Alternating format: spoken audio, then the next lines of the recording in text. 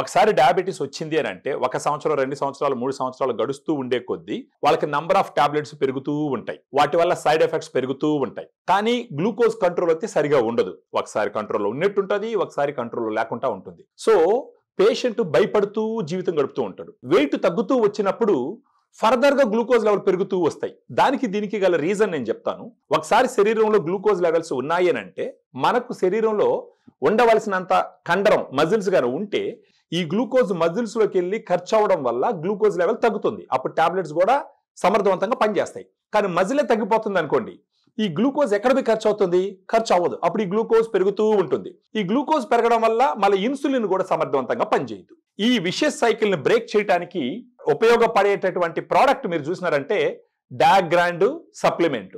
ఇది balanced diabetic supplement అన్నమాట. ఈ సప్లిమెంట్ తీసుకోవడం ద్వారా ఈ విషయస్ సైకిల్ ని ఎలా బ్రేక్ చేయొచ్చు అన్నది మీ డౌట్. ఇప్పుడు వెయిట్ తగ్గుతున్నారు అంటే మజిల్ తగ్గుతూ ఉంది. మజిల్ తగ్గుతున్న వాళ్ళకి మజిల్ గాన మనం పెంచగలిగినామంటే ఎక్కువగా ఉండే గ్లూకోజ్ మజిల్లో ఖర్చు అవుతుంది. ఆ మజిల్ పెంచడానికి ఉపయోగపడేది డయాగ్రాండ్. ఇదే ఎందుకు ఉపయోగపడుతుంది?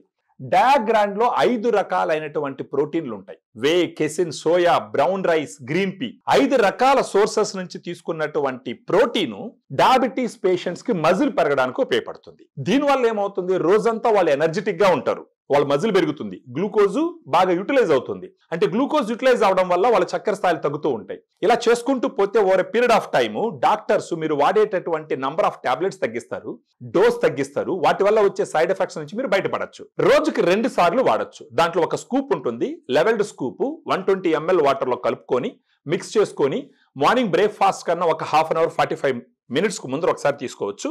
అదేవిధంగా మధ్యాహ్నం ఒక 3-4 గంటలప్పుడు మరొకసారి తీసుకోవచ్చు. అలా తీసుకోవడం వల్ల మీ రోజంతా చాలా యాక్టివ్గా ఉంటూ over a period of time న్యాచురల్గా మీరు డయాబెటీస్ తగ్గించుకునే దానికి అన్ని రకాల అవకాశం ఉంటుంది.